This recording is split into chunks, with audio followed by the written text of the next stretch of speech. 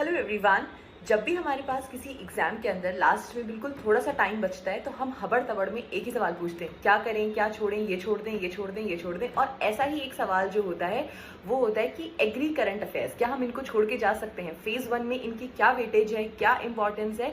इन सब चीज़ों के रिगार्डिंग हमारे दिमाग में डेफिनेटली एक सवाल होता ही होता है। तो देखो स्टूडेंट्स, अगर मैं बात करूँ नबार्ड ग्रेड ए के अंदर फेज 1 में एआरडी करंट अफेयर्स की क्या वेटेज होती है, तो देखिए एआरडी जो 40 मार्क्स का आता है उसमें से 10 to 12 मार्क्स के हमारे करंट अफेयर्स आते हैं। उसके अलावा थोड़े बहुत एग्रीकल्चर से रिलेटेड करंट अफेयर्स जैसे कि नबार्ड एनुअल रिपोर्ट के क्वेश्चंस हो गए या और एग्रीकल्चर से रिलेटेड जो स्कीम्स हैं वो हमें ईएसआई में और जीए में भी देखने को मिल सकती हैं। तो लगभग 15 से 20 मार्क्स का एआरडी करंट अफेयर्स जो है वो हमें इन तीनों एरियाज जो कि हमारा पूरा मेरिट सेक्शन है वहां पर लगभग हमें 15 से 20 मार्क्स का एग्रीकल्चर का करंट अफेयर्स देखने को मिलता है।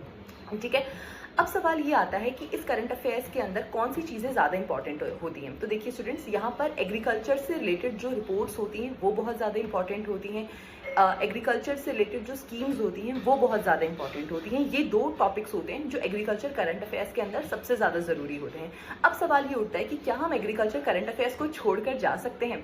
तो देखिए स्टूडेंट्स, यहाँ पर मेरा आपसे यही कहना होगा कि कोशिश कीजिए कि एटलीस्ट आप एग्रीकल्चर रिपोर्ट्स जो हैं वो आप जरूर करके जाएं। टाइम मिले तो एग्रीकल्चर स्कीम्स भी जरूर करके जाएं।